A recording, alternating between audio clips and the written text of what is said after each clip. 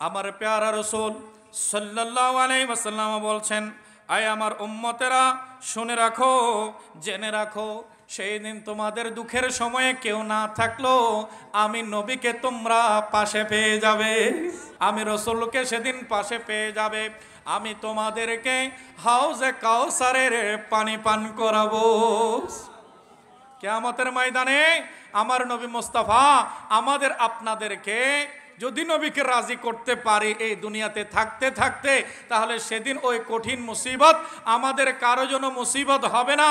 আমার নবীর হাতে আমরা হাউজে কাউসারের পানি পেয়ে যাব। একটু বড় আওয়াজে বলুন সুবহানাল্লাহ। قال الله تبارك وتعالى في محكم كتابه المجيد بسم الله الرحمن الرحيم إنا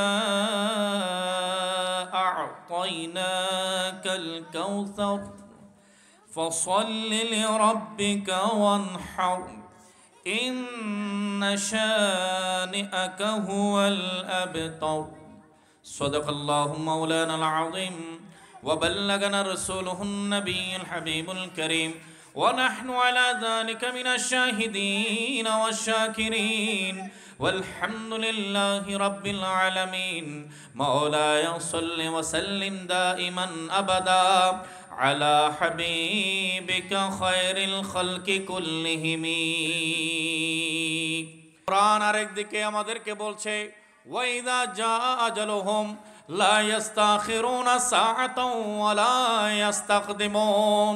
যখন বান্দার কাছে সাহেবে আজল চলে আসবে, মৃত্যুর দূত ফেরেশতা চলে আসবে, মালাকুল মউত যখন হাজির হয়ে যাবে, তখন সেই মালাকুল মউতের উপস্থিতির সাথে সাথে কোনো সময় আগেও হবে না, কোনো সময় পরও হবে না, ঠিক ফিক্স সময়ে নির্দিষ্ট সময়ে ওই মালাকুল মউত ওই বান্দার রূহ কবজ করে নেবে।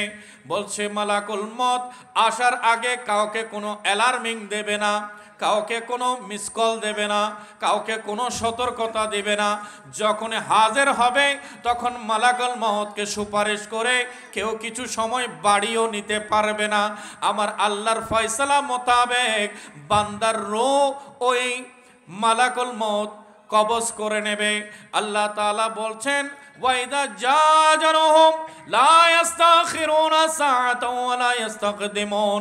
যখন মালাকুল মউত হাজির হয়ে যাবে তখন বান্দার মৃত্যুকে পিছিয়েও দেওয়া হবে না, আগিয়েও আনা হবে না, বরঞ্চ সঠিক সময়ে বান্দার রূহ কবজ হয়ে যাবে। আর যারা জীবিত সবাই বলে উঠবে ইন্না লিল্লাহি ওয়া ইন্না ইলাইহি রাজিউন। কারো মৃত্যু হলে এই দোয়া পড়তে হয় কিনা? কথা বলেন, পড়তে হয় কিনা? এর অর্থ কি? ইন্না লিল্লাহি, আমরা আল্লাহর জন্য। আমরা কার জন্য? ইন্না লিল্লাহি, আমরা কার জন্য? আল্লাহর জন্য। ওয়া ইন্না ইলাইহি রাজিউন, আর আমরা সবাই তার কাছেই ফেরত যাব। আমরা দুনিয়াতে এসেছি কার হয়ে? আল্লাহর হয়ে। আবার আমাদেরকে দুনিয়া ছেড়ে কার কাছে যেতে হবে? আল্লাহর কাছে যেতে হবে। এই চিরন্তন সত্যটা আমরা সবাই মনে রাখি, আমরা সকলে বিশ্বাস করি, এবং এই পৃথিবীর কোনো ব্যক্তি এটাকে অস্বীকার করার সুযোগ নাই। সে আল্লাহকে মানুক বা না মানুক, মুসলমান হোক বা বিধর্মী থাকুক, মৃত্যু সত্য। এই সত্য থেকে কেউ কি মুখ ফেরাতে পারবে? মৃত্যু যে সত্য, এই সত্যটা অবিশ্বাস করার কারো দুঃসাহস আছে? নাই। রব্বুল আলামিন বলছেন যতক্ষণ বান্দা সুযোগ আছে, মৃত্যুর টাইমটা তোমার সাথে সাক্ষাৎ হওয়ার আগে আগে তুমি সহি হয়ে যাও, তুমি বিশুদ্ধ হয়ে যাও। আমি তোমাকে যে হায়াতটা দিয়েছি, যে জীবনটা দিয়েছি, এটা বড় মূল্যবান সম্পদ দিয়েছি। এই জীবনটা তোমার নষ্ট হয়ে যাওয়ার আগে আগে তুমি ভালো আমলকারী বান্দাদের কাতারে তালিকাভুক্ত হয়ে যাও। তো এই মৃত্যুর সময়ে আল্লাহ সুবহানাহু ওয়া তাআলার দরবারে আমরা যদি নেককার হিসেবে উপস্থিত হই, তখন আমাদের কাজে আসবে আমার নবী মুস্তাফার কলেমা জারি হয়ে যাবে। লা ইলাহা ইল্লাল্লাহু মুহাম্মাদুর রাসূলুল্লাহ। কোন বান্দা যখন সর্বশেষ মুহূর্তে তার সাকরাত চলছে, ওই সাকরাতের সময়ে যখন আল্লাহ রূহ কবজ করার ব্যবস্থাপনা করবেন, তখন তার মুখ দিয়ে যদি এই কলেমা জারি হয়ে যায়, আমার আল্লাহর এবং আমার নবীর জিকির যদি জারি হয়ে যায়, তখন ওই মৃত্যুটা খারাপ মৃত্যু হবে নাকি ভালো মৃত্যু হবে? একটু কথা বলেন, কেমন মৃত্যু হবে? ভালো মৃত্যু হবে, যে ইন্তেকালের সময়ে আল্লাহর দয়াও লাগবে, আমার নবীর সুপারিশও লাগবে। একটু বড় করে বলুন সুবহানাল্লাহ। আল্লামা গাজী শেরে বাংলা রহমতুল্লাহি আলাই স্মৃতি সংসদ ও সন্দীপ পাড়া তৈয়বিয়া সুন্নিয়া নুরানি মাদ্রাসার যৌথ উদ্যোগে আজকের এই আজিমুশান সুন্নি সম্মেলনে আমরা উপস্থিত হতে পেরেছি।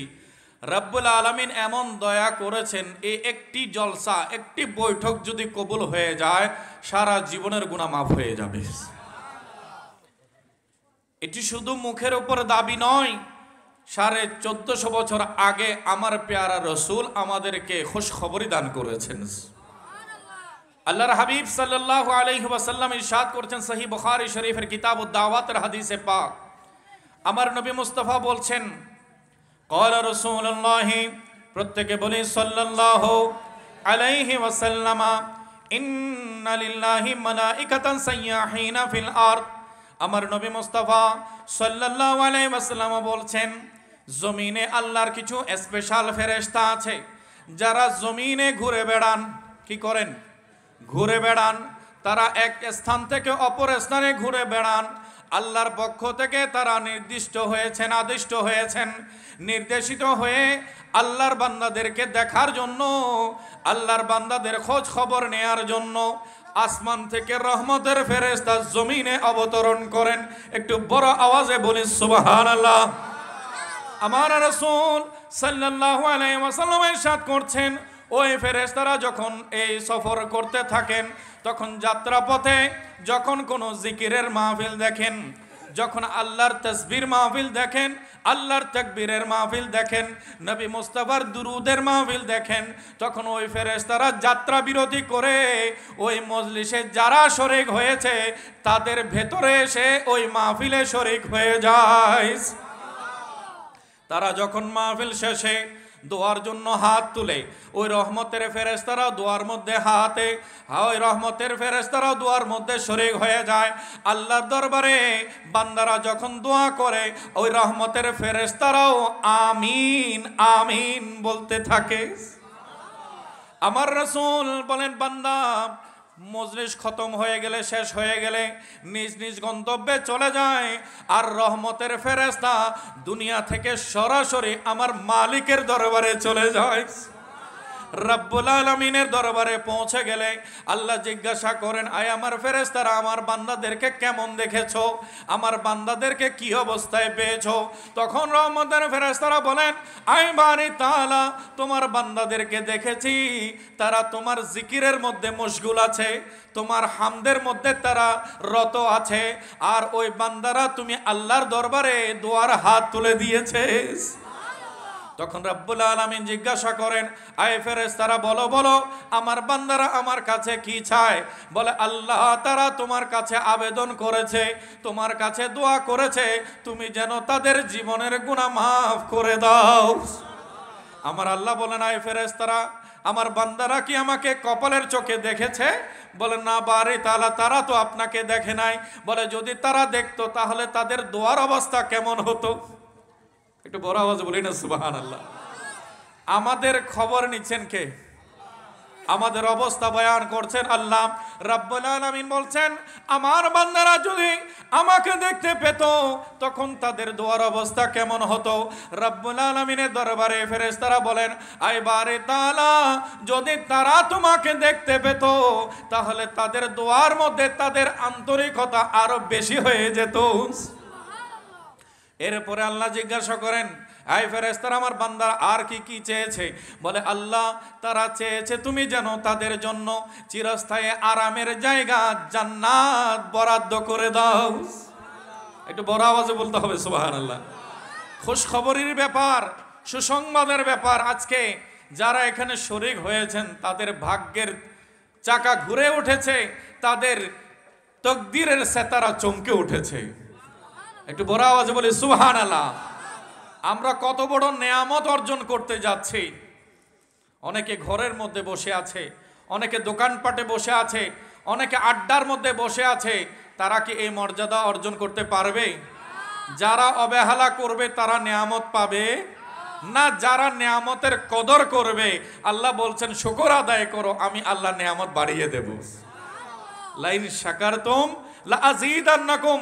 বান্দা তোমার কাজ হচ্ছে আমার নিয়ামত পেয়েছো, শুকরিয়া আদায় করো। যা দিয়েছি তাও থাকবে, আমি আল্লাহ তার মধ্যে আরো বরকত দিয়ে দেব। রহমতের ফেরেশতারা বলেন আয় বারে তাআলা তোমার বান্দারা বলে আবেদন করেছে তুমি যেন তাদেরকে জান্নাত দান করো। তখন আমার আল্লাহ বলেন উশহিদুকুম, আয় আমার ফেরেশতারা সাক্ষী হয়ে যাও, সাক্ষী হয়ে যাও। আমি তোমাদেরকে সাক্ষী বানালাম যে বান্দাদেরকে তোমরা দুনিয়াতে জিকির করা অবস্থায় দেখে এসেছো, আমি ওই বান্দাদের ব্যাপারে ফয়সালা করছি। আর উশহিদুকুম, তোমাদেরকে সাক্ষী বানালাম হে মাসুম ফেরেশতারা তোমরা সাক্ষী হয়ে যাও কদ গফারতু লাহুম, হ্যাঁ হ্যাঁ আমি আমার বান্দাদের জীবনের সমস্ত গুনাহ মাফ করে দিয়েছি। আল্লাহ আমাদের গুনাহ মাফ করছেন আর সাক্ষী বানাচ্ছেন রহমতের ফেরেশতাদেরকে। একটু বড় করে বলুন সুবহানাল্লাহ।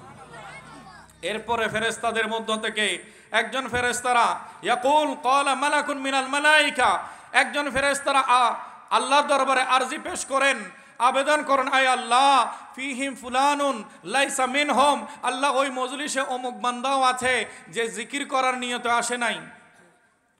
ইন্নাহু যা লিহাজাতিন, সে এসেছিল একটা হাজতের জন্য, তার কারো কাছে কোনো প্রয়োজন ছিল, কোনো একটা জরুরি ছিল, সেই জরুরত পূরণ করার জন্য এসেছে, ওই মজলিসে বসার নিয়তে ঘর থেকে আসেনি। আল্লাহ তুমি তাকেও মাফ করে দিয়েছো। একটু বড় করে বলেন না সুবহানাল্লাহ। ফেরেশতারা আল্লাহ দরবার থেকে জিজ্ঞাসা করলেন আর আমার আল্লাহ বলছেন আয় আমার ফেরেশতারা আমার বান্দা কোন পজিশনের, আমার বান্দা কোন অবস্থার, আমার বান্দার মকসদ কি সেদিকে নজর করিও না। হুমুল জুলাসা লা ইয়াশকা বিহিম জালিসুহুম, আমার বান্দা কোন পর্যায়ের সেটা থাকে দেখিও না, কার মজলিসে বসেছে সেটা দেখো। কার মজলিসে গিয়ে বসে গেছে, কার জিকিরের মাহফিলে বসে গেছে, কার পাশে গিয়ে বসে গেছে সেটা দেখো। লা ইয়াশকা বিহিম জালিসুহুম, সে এমন ভাগ্যবানদের পাশে গিয়ে বসে গেছে যে ভাগ্যবানরা হাত তুললে আমি আল্লাহ তাদের হাতকে ফেরত দেই না। ওই বান্দার ইজ্জতের কারণে আমি এই গুনাহগারের দোয়াও কবুল করে নিয়েছি। লা ইলাহা লা ইলাহা লা পড়িয়ে লা ইলাহা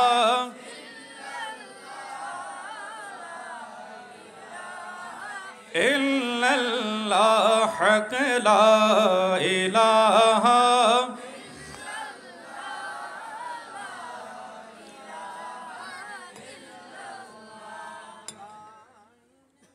আল্লাহ তাআলা আমাদেরকে যে আজকে বসার সুযোগ দিয়েছেন এতে আমাদের ক্ষতি হয়েছে নাকি লাভ হয়েছে? আমি আপনি নামাজ পড়ছি, সাদকা করছি, যাকাত দিচ্ছি, মানুষের সাথে মেলামেশা করছি, আমাদের আমলগুলোর মধ্যে ত্রুটি নাই এরকম আমরা দাবি করতে পারবো না। কিন্তু আজকের এই মজলিসটা যদি আমরা ভালো নিয়ত নিয়ে, শুদ্ধ নিয়ত নিয়ে, একমাত্র আল্লাহকে রাজি করার উদ্দেশ্যে, আমার রসুলকে রাজি করার উদ্দেশ্যে যদি আমরা আসি, এই বৈঠকটা এখানে যতক্ষণ আদব সহকারে আমরা বসবো ততক্ষণে ফেরেশতারা আমাদের পক্ষে আল্লাহর দরবারে সুপারিশ করতে থাকবে। তাহলে এই একটা মজলিসও আল্লাহ তাআলা যদি চাহেন তাহলে আমার আপনার জন্য নাজাতের ওসিলা হয়ে যাবে। একটু বড় করে বলুন সুবহানাল্লাহ।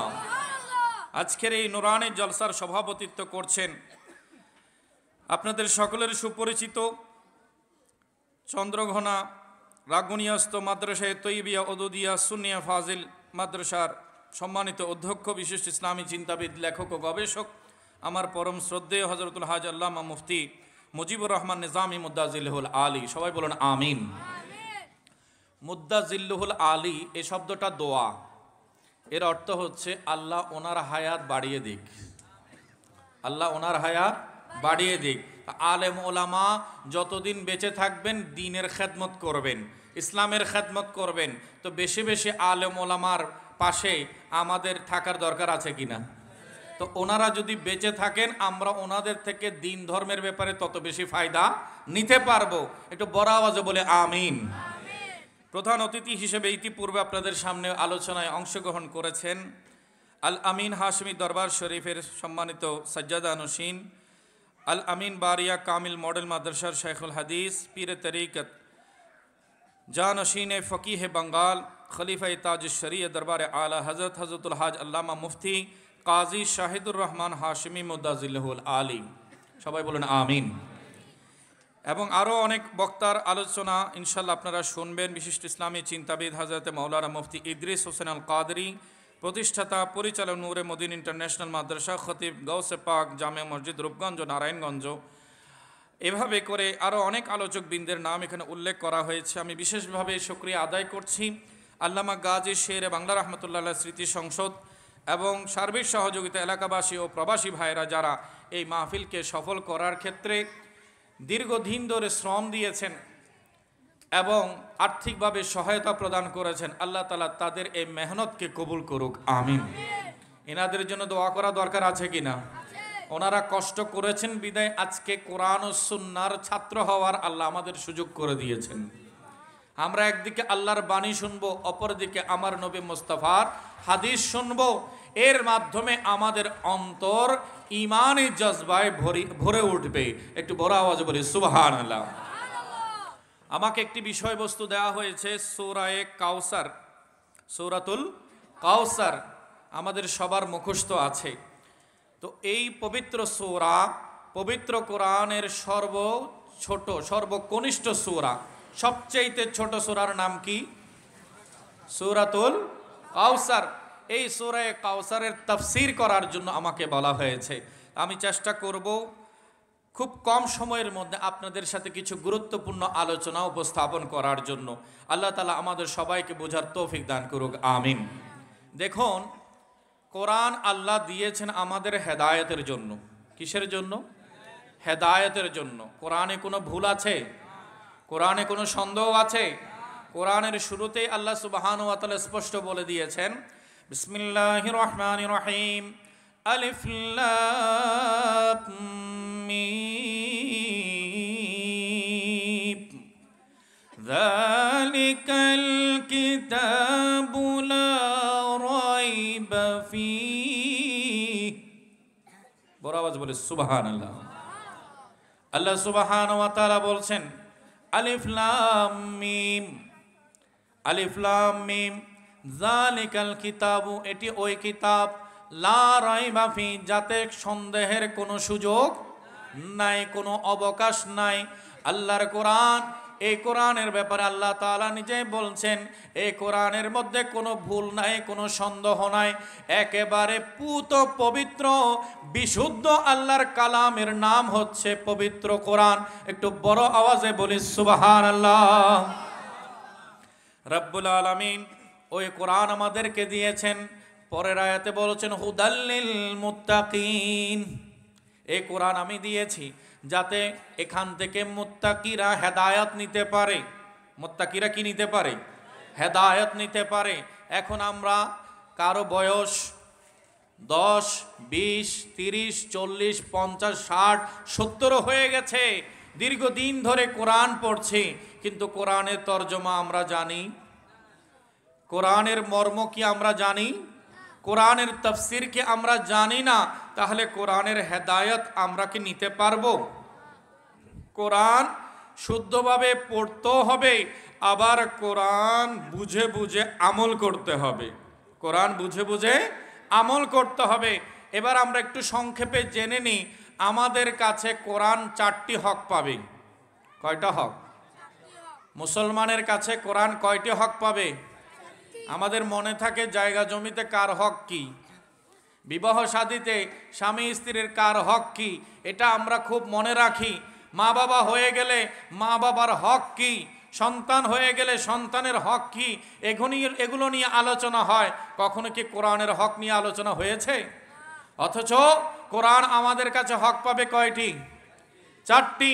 1 নম্বরে হচ্ছে আল ঈমানু বিহি, কোরআনের উপরে আমাদের ঈমান আনতে হবে। যতক্ষণ পর্যন্ত বান্দা কোরআনকে আল্লাহর কিতাব হিসেবে বিশ্বাস করবে না, ততক্ষণ সেই মুমিন মুসলমান হতে পারবে।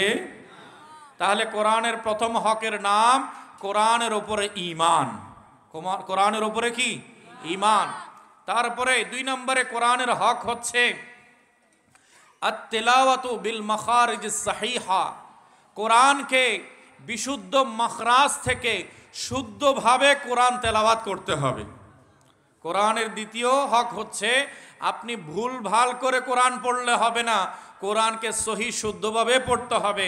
তো সহি শুদ্ধ পড়ার জন্য কিছু নিয়ম কানুন আছে কিনা?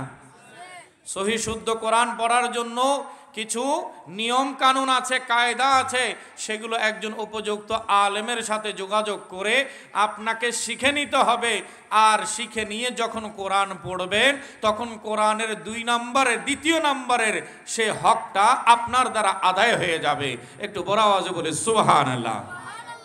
এরপরে 3 নম্বর আত-তাদাব্বুরু ওয়াত-তাফাক্কুরু, কোরআনের মধ্যে আপনাকে চিন্তা করতে হবে, গবেষণা করতে হবে। কোরআনের টিচিং কি, কোরআনের শিক্ষা কি, কোরআন কি লেসন দিচ্ছে, আমাকে কি শিক্ষা দিচ্ছে, কি তালিম দিচ্ছে। তো কোরআনকে বুঝে বুঝে পড়তে হবে। আর বুঝে পড়ার জন্য, কোরআন নিয়ে চর্চা করার জন্য প্রথমত হচ্ছে ট্রান্সলেশন অফ কোরআন, কোরআনের তর্জমা শিখতে হবে। কোরআনের কি শিখতে হবে? তর্জমা শিখতে হবে, কোরআনের তাফসীর শিখতে হবে। এই 3 নম্বরে কোরআন যে বুঝে বুঝে পড়তে হয়, সেটার জন্য কোরআনের তর্জমাও জানতে হবে, কোরআনের তাফসীরও জানতে হবে। একটু বড় আওয়াজে বলি সুবহানাল্লাহ। এরপরে 4 নম্বরে ওয়াল আমালু বিহি, কোরআনের হক হচ্ছে কোরআন যা যা আমাদেরকে শিক্ষা দিয়েছে, কোরআন আমাদেরকে যা যা নির্দেশ দিয়েছে, কোরআনের নির্দেশ মোতাবেক আমল করতে হবে। কোরআনের নির্দেশ মোতাবেক কি করতে হবে? আমল করতে হবে। এবার একসাথে বলি, কোরআনের হক কয়টি? একটু ভাইরা কথা বলেন, কোরআনের হক কয়টি? 1 নম্বরে কোরআনের প্রতি ঈমান, কোরআনের প্রতি ঈমান। 2 নম্বরে শুদ্ধভাবে কোরআন তেলাওয়াত, শুদ্ধভাবে কোরআন তেলাওয়াত। 3 নম্বরে কোরআন বুঝে বুঝে পড়া, কোরআন বুঝে বুঝে পড়া। আর 4 নম্বরে কোরআন মোতাবেক আমল করা। একটু বড় আওয়াজে বলি সুবহানাল্লাহ। তাহলে আজকের মাহফিল থেকে শুরুতে আমরা একটা মাসালা জানতে পারলাম, কোরআন আমাদের কাছে হক পায়। আর কোরআনের হক কয়টা? এক হচ্ছে কোরআন কার কিতাব? আল্লাহর কিতাব, এটা বিশ্বাস করতে হবে। ইমানে মুফাসসালের মধ্যে আমরা বলি না আমানতু বিল্লাহি ওয়া মালাইকাতিহি ওয়া কুতুবিহি, তো কুতুবিহির মধ্যে আসমানি কিতাব সবগুলোর মধ্যে কোরআনও আছে কিনা? কথা বলা আছে কিনা? আছে। তাহলে কোরআন আল্লাহর কিতাব, এটা অবশ্যই বিশ্বাস করতে হবে। তারপরে 2 নম্বরে কোরআনকে শুদ্ধভাবে পড়তে হবে। অনেকে কোরআন পড়ে কিন্তু ভুল পড়ে, অশুদ্ধ পড়ে। তো অশুদ্ধ কোরআন পড়লে সওয়াব হয় না, উল্টা গুনাহ হয়। কি হয়? গুনাহ হয়। আর কোরআন আপনাকে অভিশাপ দেয়। কোরআন, আল্লাহর হাবিব সাল্লাল্লাহু আলাইহি ওয়াসাল্লাম ইরশাদ করেছেন, রব্বা কারিল কোরআন ইয়াকরাউল কোরআন ওয়াল কোরআন ইয়ালআনুহু। এমন কোরআনের অনেক পাঠক আছে, অনেক কোরআন পড়ে এমন ব্যক্তি আছে যারা কোরআন তেলাওয়াত করে কিন্তু সে সওয়াব পায় না, বরং কোরআন তাকে অভিশাপ দেয়। সে কোরআনের হক আদায় করেনি, বরঞ্চ কোরআনকে অপমান করেছে, কোরআনকে অসম্মান করেছে। কোরআনের হক ছিল কোরআনকে শুদ্ধ করে পড়বে, কিন্তু বান্দা কোরআন পড়ছে ভুল, কোরআন পড়ছে অশুদ্ধ উচ্চারণে, যার কারণে এখানে কোরআনের সম্মান বাড়লো নাকি কোরআনকে অপমান করা হলো? কথা বলেন। কোরআনকে অসম্মান করা হলো, অপমান করা হলো। সো কোরআনের ইজ্জত দেয়া বান্দার উপরে ফরজ। কোরআনকে ইজ্জত দেয়া বান্দার উপরে কি ফরজ। সেই জন্য আমাদেরকে কোরআন পড়তে হবে সহি শুদ্ধভাবে। আল্লাহ তাআলা তৌফিক দান করুক, আমিন। এরপর 3 নম্বরে হচ্ছে কোরআনকে বুঝে বুঝে পড়তে হবে। 11টি সূরা আমাদের প্রায় জনের মুখস্থ আছে, কিন্তু ওই সূরাগুলোর তর্জমা কি আমাদের কারো জানা আছে? 2-1 জন ছাড়া বেশিরভাগই বলবে না। অথচ আল্লাহ কোরআন শুধু তেলাওয়াত করার জন্য নয়, কোরআন তো এমন কিতাব যেটার দিকে বান্দার নজর দিলেই বান্দার আমলনামায় নেকি লিখে দেওয়া হয়। যে কোরআনকে আদবের সাথে বুকে জড়িয়ে ধরলে, চুম্বন করলে, কোরআনের উপরে আদবের সাথে হাত আঙ্গুল চালালে আল্লাহর ফেরেশতারা আপনার আমার আমলনামায় নেকি লিখতে থাকে। কোরআন এমন কিতাব যেটা পড়তে হয় না, কেউ পড়ছে সেটা শুনলেও সওয়াব দেওয়া হয়, দেখলেও সওয়াব দেওয়া হয়, ধরলেও সওয়াব দেওয়া হয়। আর যদি সেটাকে শুদ্ধভাবে পড়ে তখন কি সওয়াব দেবে না? কথা বলেন, দিবে কি না? কেমন দিবে? আল্লাহর কোরআন বলছে যদি 1 হরফ পড়ে তাহলে কমপক্ষে 10টা নেকি দেয়া হবে। বান্দা পড়েছে কয় হরফ? 1 হরফ, তাকে নেকি দেয়া হবে কয়টা? 10টা। তো 1-এ 10 করে নেকি দেয়া হবে। আর বান্দা যখন কোরআনটা সহিভাবেও পড়লো, আবার কোরআন কি বলছে সেটা বুঝে বুঝেও পড়লো, তখন সওয়াব কম হবে নাকি বেশি হবে? কথা বলেন, কম হবে নাকি বেশি হবে? বেশি হবে। আল্লাহ তাআলা আমাদেরকে তৌফিক দান করুক, আমিন। সামনে রমজানুল মুবারক আসছে, কোরআন নাজিলের মাস আসছে। এখানে আমাদের অন্যতম একটা পরিকল্পনা থাকবে যে আমরা অন্তত 11টি সূরা যেগুলো নামাজে পড়ি, কোথায় পড়ি? নামাজে পড়ি, অন্তত এই 11টি সূরার তরজমা আমরা এর রমজানে শিখে নেব। পারবো না ইনশাল্লাহ? 30 দিনে 11টা সূরার অনুবাদ তরজমা শেখা আমাদের জন্য কি কঠিন হয়ে যাবে? আমরা যদি একটু চেষ্টা করি, আমাদের মসজিদে খতিব সাহেব আছেন, আমাদের ইমাম সাহেব আছেন, মুয়াজ্জিন সাহেব আছেন, এবং গুরুত্বপূর্ণ আমাদের কাছে তাফসীরের কিতাব আছে, বিশেষ করে ওলামায়ে কেরাম আছেন, ওনাদের সাথে আপনারা যদি যোগাযোগ করেন, কানজুল ঈমান, বিশুদ্ধ কোরআনের তাফসীর, সেই গ্রন্থটি যদি আপনারা সংগ্রহ করে সেখান থেকে পড়েন, এবং আপনারা যদি সহিহ নামাজ শিক্ষা সংগ্রহ করেন, সেখানেও সূরাগুলোর অনুবাদ নিচে লিখে দেওয়া হয়েছে, সেখানে আপনারা অনুবাদও পেয়ে যাবেন। সহিভাবে তেলাওয়াতটাও শিখলেন, আবার আল্লাহ কি বলেছেন সেটাও শিখে নিলেন। দেখবেন আপনার আমলনামায় আল্লাহর রমজানুল মুবারকে অপূর্ব অসংখ্য পরিমাণ নেকি অর্জন করার সওয়াব দান করবেন। সালাতুন ইয়া রাসূলুল্লাহ,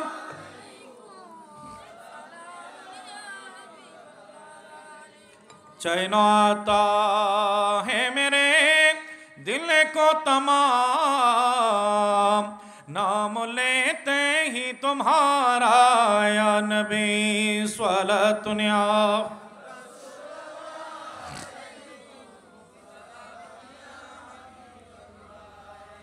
তাহলে বলছিলাম আমরা এখন তাফসীর শুনবো সূরাতুল কাউসারের। কোন সূরার? সূরা কাউসারের। প্রথমে তাফসীর জানার আগে আমরা জানি এই সূরাটা পবিত্র কোরআনের সবচেয়ে ছোট সূরা। পবিত্র কোরআনের সবচেয়ে ছোট সূরা। এখানে আয়াত কয়টি? 3টি। সবাই পড়ে বিসমিল্লাহির রহমানির রহিম। পড়েন না?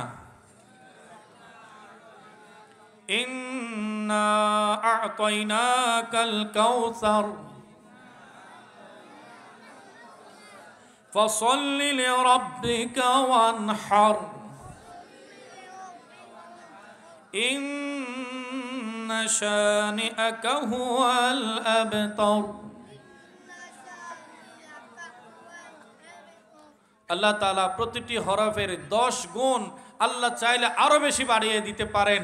আল্লাহ আমাদেরকে আল্লাহর মর্জি মোতাবেক এই আয়াতগুলোর সওয়াব নসিব করুক, আমিন। রব্বুল আলামিন কি বলছেন আগে তরজমাটা শুনুন।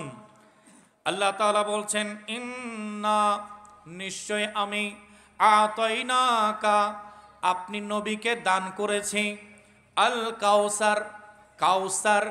আল্লাহ তাআলা আমার প্যারা রাসূল সাল্লাল্লাহু আলাইহি ওয়াসাল্লামকে উদ্দেশ্য করে বলছেন ইন্না নিশ্চয় আমি আতাইনাকা আপনি রসুলকে দান করেছে, আপনি মাহবুবকে দান করেছে আল কাউসার, কাউসার।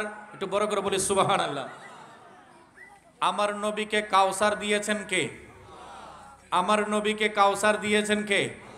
আল্লাহ কোন আয়াতে বলেছেন ইন্না আতাইনাকাল কাউসার, আয় মাহবুব নিশ্চয় নিশ্চয় আমি আপনাকে কাউসার দান করেছি। এরপরে আল্লাহ বলছেন আপনাকে আমি কাউসার দিলাম, আপনি শুকর আদায় করুন। সেই শুকরিয়া কিভাবে করবেন? ফাসল্লি লিরাব্বিকা, আপনি আপনার রবের জন্য নামাজ আদায় করুন। রবের জন্য কি আদায় করুন?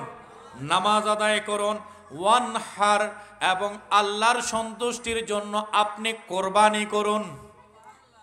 আপনি নামাজ পড়ুন এবং কি করুন?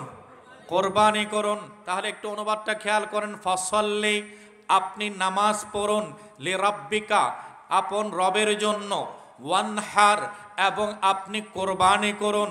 আল্লাহকে রাজি করার জন্য আপনি নবীর নামাজ এবং কোরবানি আদায় করুন। সুবহানাল্লাহ। এরপরে আল্লাহ তাআলা বলছেন ইন্না শানিআকা হুয়াল আবতার, আয় রাসূল ইন্না নিশ্চয় শানিআকা আপনার শত্রু, আপনার দুশমন, হুয়াল আবতার সেই কল্যাণ থেকে, কামিয়াবি থেকে বঞ্চিত। আপনার সাথে যে শত্রুতা করবে সে কোনো খায়ের পাবে, কোনো কল্যাণ পাবে, বরঞ্চ সে সমস্ত কল্যাণ থেকে, নেকি থেকে মাহরুম থাকবে। একটু বড় করে বলুন নাউজুবিল্লাহ। তাহলে আয়াত কয়টি? তিনটি। এই তিন আয়াতের মধ্যে আল্লাহ তাআলা তিনটা বিষয় স্পষ্ট করে দিয়েছেন। একদিকে আমার নবীর শান বয়ান করেছেন, একটু বড় আওয়াজে বলুন সুবহানাল্লাহ। আমি আপনি রসুলের শান কি বয়ান করব? আল্লাহ বলছেন ইন্না আতাইনাকাল কাউসার, আয় মাহবুব আমি আপনাকে কাউসার দান করেছি। এই কাউসার মানে কি? হাদিসে পাকে যখন আমরা দেখি, দেখা যায় রাওয়ায়াতে পাওয়া যায় যে আল্লাহ কাউসার মানে আমার প্যারা রসুলকে হাউজে কাউসার দান করেছেন। কিয়ামতের ময়দানে নফসি নফসি, ত্রাহি ত্রাহি আওয়াজ উঠবে, বান্দারা নিজেরা অস্থিরতার মধ্যে থাকবে, বান্দাদের ঠোঁট বের হয়ে, ঠোঁট থেকে জিহ্বা বের হয়ে যাবে, বান্দারা অসুস্থ হয়ে যাবে, ঘামের সাগরের মধ্যে সাঁতরাতে থাকবে, ডানে বামে দৌড়াদৌড়ি করবে, বান্দা কোনো একটু পানি পায় কিনা। কারণ জমিনটা বড় তাবার মতো। আমাদের রুটি তৈরি করে, পরোটা তৈরি করে তাবা আছে না? ওই তাবার নিচে আগুন থাকে, ওই তাবা ঠান্ডা থাকে নাকি গরম থাকে? কথা বলেন, গরম নাকি ঠান্ডা? গরম থাকে। তো তাফসীরের মধ্যে হাদিসে পাকে এসেছে সেই দিন জমিনটাকে রুটির খামির মতো করা হবে, যেদিক থেকে মানুষ আসুক না কেন সেটাকে টেনে টেনে বড় করা হবে। ওই জমিনের মধ্যে হাসরবাসীর সবাই একত্রে সমবেত হয়ে যাবে। একটু বড় আওয়াজে বলুন সুবহানাল্লাহ। আর ওই জমিনের উষ্ণতা, গরম, তাবার নিচে যেভাবে আগুন রাখলে তাবা গরম হয়ে যায়, ওই জমিনটা ঠিক সেরকম অতি তীব্র গরম হয়ে যাবে। একটু বড় আওয়াজে বলে সুবহানাল্লাহ। প্যারা হাজরিন, খেয়াল করুন, সেই কিয়ামতের ময়দান বড় বিভীষিকাময় ময়দান। সেদিন ত্রাহি ত্রাহি আওয়াজ উঠবে। কেউ কোথাও যদি গিয়ে একটু আশ্রয় পেত, কেউ যদি ছায়া পেত, বলেছে বান্দার কাছাকাছি 12 মুখী সূর্যের তাপ এসে যাবে। সূর্য একটি 12 মুখ প্রকাশ করবে, 12 মুখ দিয়ে বান্দাদের উপরে সূর্য একেবারে মাথার কাছাকাছি জায়গায় এসে আলো দিতে থাকবে, তীব্রতা দিতে থাকবে। আমরা যখন সূর্যের আলোর প্রখরতা বেড়ে যায়, হুজুর যে বয়ান করেছেন যে এক সফরের মধ্যে উনি 1 রুপিয়া করে 36 রুপিয়ার কি খেয়েছেন? শরবত খেয়েছেন।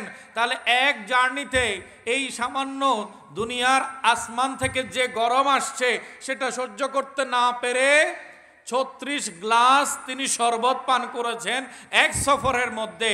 আর কিয়ামতের ময়দানে কেমন বিভীষিকা হবে, এখান থেকে তো কোটি কোটি মাইল দূরে আছে সূর্য, কিন্তু কিয়ামতের ময়দানে মাথার একেবারে কাছে চলে আসবে। সেই কঠিন মুহূর্তে আমার আপনার অবস্থা কেমন হতে পারে?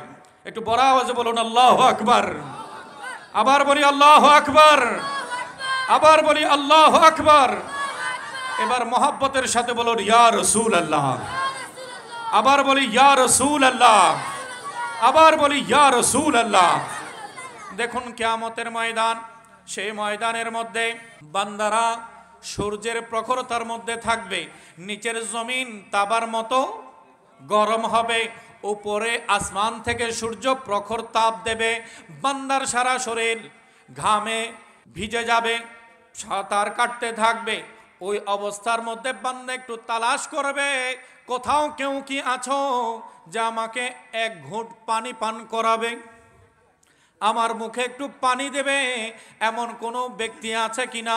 তখন আমার প্যারা রাসূল সাল্লাল্লাহু আলাইহি ওয়াসাল্লাম ইরশাদ করছেন, আমার উম্মতেরা দুনিয়াতে দিনের বেলা না খেয়ে থাকবে, আমি রাসূলের নির্দেশ মোতাবেক রোজা পালন করবে, সারা দিন তারা পানিও পান করবে না, একমাত্র মাওলাকে রাজি করার জন্য। কাকে রাজি করার জন্য? আমাদের এত কাছে থাকার পরও আমরা পানি পান করি না।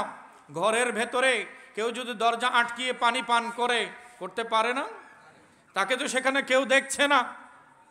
পুকুরের মধ্যে গোসল করতে নামলে ডুব দিলে ওই ভেতরে ডুবন্ত অবস্থায় সে পানি পান করতে পারে কিনা? সুযোগ আছে, কিন্তু বান্দা করে না, কারণ বান্দা জানে পানি পান করলে রোজা থাকবে না। এগুলো সব বাদ দিলাম, রমজানের মধ্যে ওযু করতে হয় কিনা একটু কথা বলবেন ভাই। রমজানের মধ্যে ফজরের ওয়াক্ত, জোহরের ওয়াক্ত, আসরের ওয়াক্ত, মাগরিবের ওয়াক্ত, এই 4 ওয়াক্ত রোজার ভেতরে থাকে।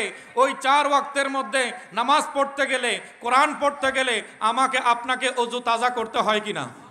হয়। সেই সময়ে ওযুর মধ্যে কুলি নাই, কুলি করতে হয় কিনা? তো কুলি করলে কি পানি মুখের বাহিরে থাকে নাকি ভেতরে থাকে?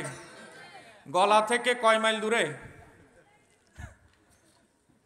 আপনার কণ্ঠ থেকে মুখের ভেতরে যে পানি নিয়েছেন সেটা কয় মাইল দূরে? বেশি দূরে নাকি বেশি কাছে? কথা বলেন, বেশি দূরে নাকি বেশি কাছে?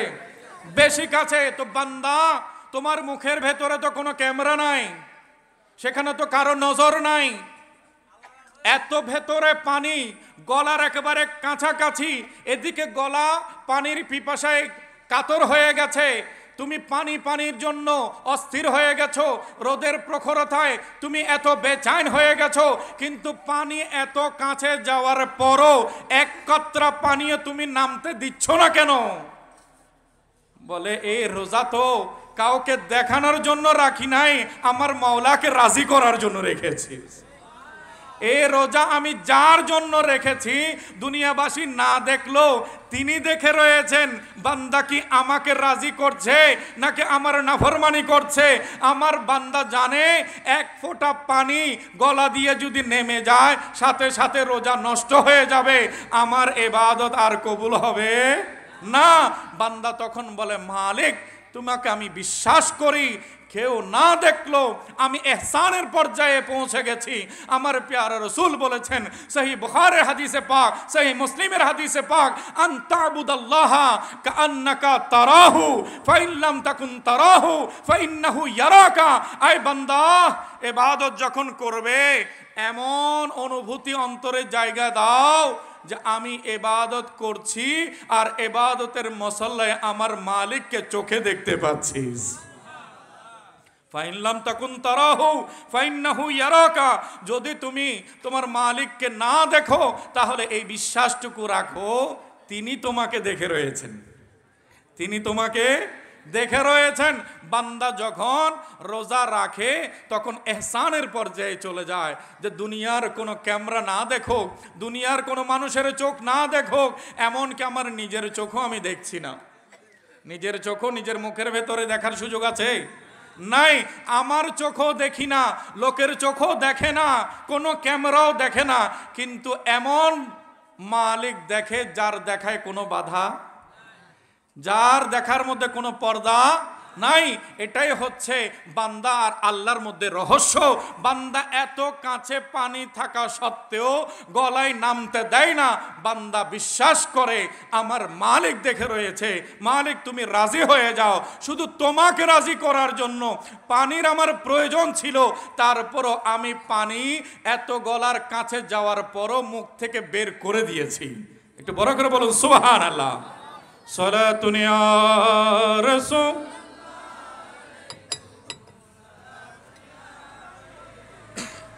चैन आता है मेरे दिल को तमाम, नाम लेते ही तुम्हारा या नबी सलातुन या।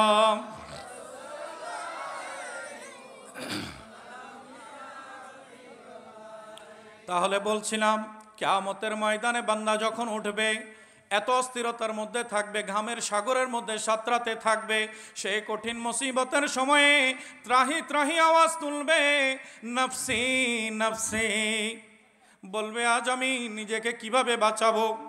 আজকের এই ময়দানে কেউ কারো সাথে হওয়ার জন্য রাজি হবে না। কোরআনে আল্লাহ তাআলা বলছেন, ইয়াউমা ইয়াফিরুল মারউ মিন আখিহি ওয়া আবিহি ওয়া উম্মিহি ওয়া আবিহি। এই দিনটা এত বিভীষিকাময় হবে, এত ভয়ানক হবে। ইয়াউমা ইয়াফিরুল মারউ মিন আখিহি, বান্দা যখন নিজের ভাইকে দেখবে, ভাইকে দেখে মুখ লুকিয়ে পালিয়ে যাবে। আপন ভাইকে দেখে ভাই কি করবে? একটু কথা বলেন না। পালিয়ে যাবে। দুনিয়াতে কোনো ভাই যদি মুসিবতে পড়ে, কষ্টে পড়ে, আরেক ভাই তাকে উদ্ধার করতে যায় কিনা? দুনিয়াতে এক ভাই আরেক ভাই ছাড়া থাকতে পারে না, এক ভাই আরেক ভাইয়ের অসুবিধা সহ্য করতে পারে না। কিন্তু কিয়ামতের ময়দানে এক ভাই অপর ভাইয়ের চোখের সামনে পড়েও দেখবে মুখ লুকিয়ে সরে যাচ্ছে। চিন্তা করেন সেই মুহূর্তটা কত কঠিন হয়ে যাবে। আমরা বলি নারীর টানে বাড়ি ফেরা, রক্তের টানে। আমরা শহরে বন্দরে যেখানে থাকি না কেন, ঈদের সময়ে সবাই আবার নিজের এলাকায় ফিরে আসে কিনা? বলে কি, আমার ঈদ তো তখনই হবে যখন আমার মায়ের কবরের পারে দাঁড়িয়ে আমি সূরা ফাতিহা পড়তে পারবো। আমার ঈদ তো তখনই হবে যখন আপন জনগুলোর চেহারা আমি দেখতে পাবো। আমার ঈদ তো তখনই হবে যখন আমার প্রতিবেশী যারা না খেয়ে আছে, যারা কষ্টে আছে, আমি তাদের জন্য সামান্য কিছু সহযোগিতা করতে পারবো। তখনই আমার ঈদের মতো মনে হবে। এমন চিন্তায় অনেক দূরে থাকা সত্ত্বেও একদিন বা 2 দিন হলেও নিজের গ্রামে মানুষ ছুটে আসে কিনা? কথা বলেন, আসে কিনা? আর অনেক প্রবাসী ভাইয়েরা বিদেশে যদি ওফাত হয়ে যায়, ইন্তেকাল হয়ে যায়, তখন পরিবার আশা করে যে তার বডিটা যদি নিয়ে আসা হয় তাহলে গ্রামের কবরস্থানে তাকে দাফন করা হবে, আর নিয়মিত গ্রামবাসীরা তার কবর জিয়ারত করবে।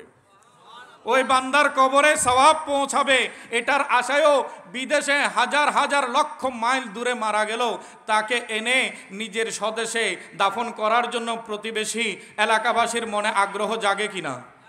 কেন? বলে এখানে আসলে আমরা কিছুটা হলেও তার জন্য আল্লাহর দরবারে কাঁদতে পারবো, দোয়া করতে পারবো, একটা সুযোগ তৈরি হবে।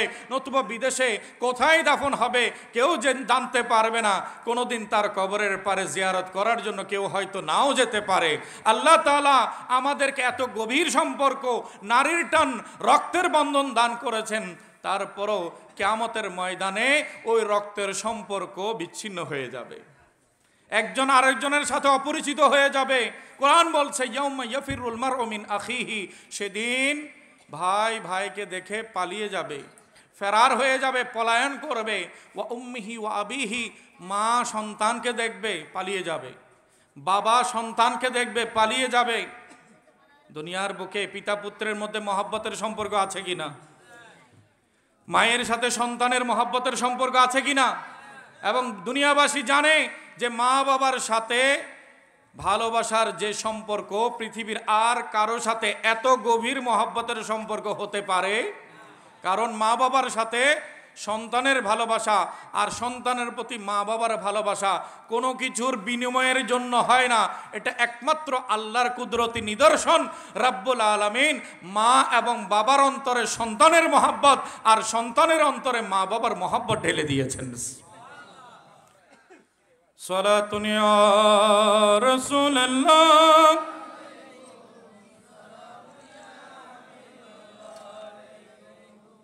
প্যারা হাজরিন, সময় আমার কাছে বেশি নেই, তাফসীর করতে গেলে অনেক লম্বা সময়ের দরকার। শুধু এতটুকু বলছিলাম, সেদিন এত কঠিন মুসিবত হবে, সবাই আশা করবে এক কাতরা পানি যদি, এক ফোঁটা পানি যদি আমার কণ্ঠের উপরে কেউ এনে দেয়, তাহলে আমার এই কষ্টটা কিছুটা হলেও লাঘব হয়ে যাবে। একটু বড় করে বলুন সুবহানাল্লাহ। কিন্তু আমার প্যারা রাসূল সাল্লাল্লাহু আলাইহি ওয়াসাল্লাম বলছেন, আয় আমার উম্মতেরা, শুনে রাখো, জেনে রাখো, সেই দিন তোমাদের দুঃখের সময়ে কেউ না থাকলো আমি নবীকে তোমরা পাশে পেয়ে যাবে। আমি রাসূলকে সেদিন পাশে পেয়ে যাবে। আমি তোমাদেরকে হাউজে কাউসারের পানি পান করাবো। কিয়ামতের ময়দানে আমার নবী মুস্তাফা আমাদের আপনাদেরকে যদি নবীকে রাজি করতে পারে এই দুনিয়াতে থাকতে থাকতে, তাহলে সেদিন ওই কঠিন মুসিবত আমাদের কারো জন্য মুসিবত হবে না। আমার নবীর হাতে আমরা হাউজে কাউসারের পানি পেয়ে যাব। একটু বড় আওয়াজে বলুন সুবহানাল্লাহ। জাগবে জবে বখে আমার অপার তৃষা সত সাহারার।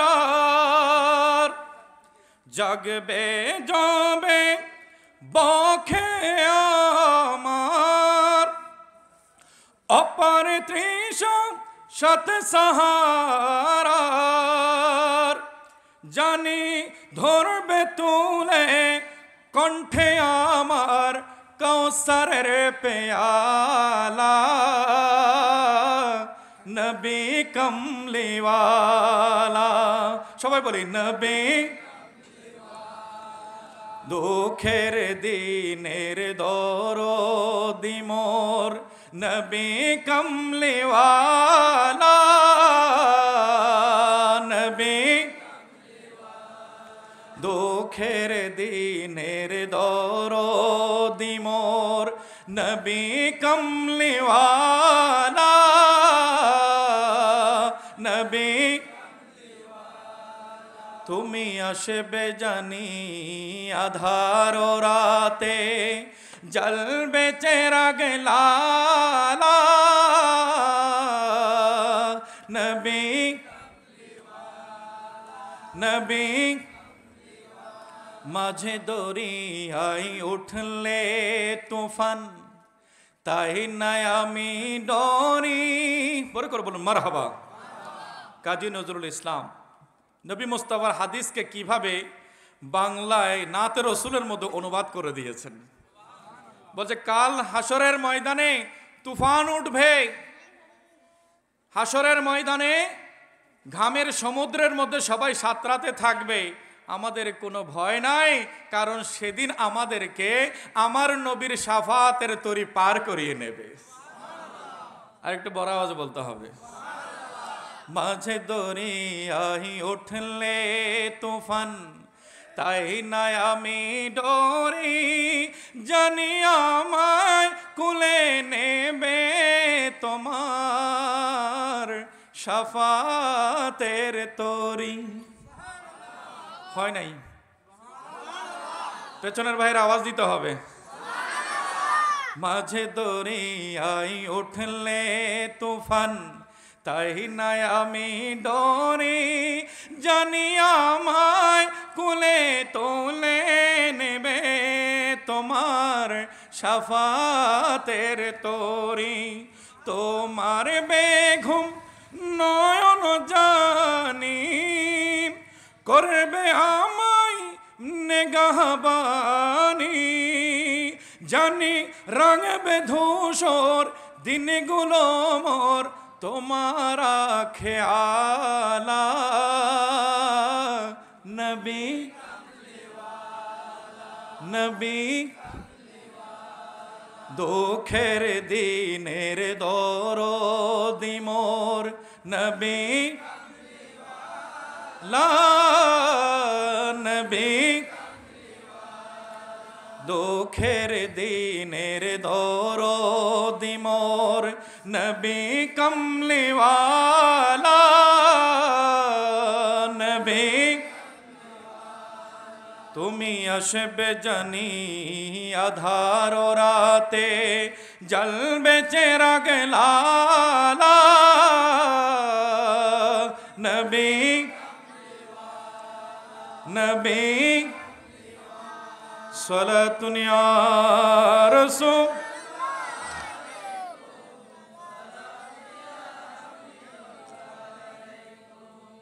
বিরক্ত লাগছে?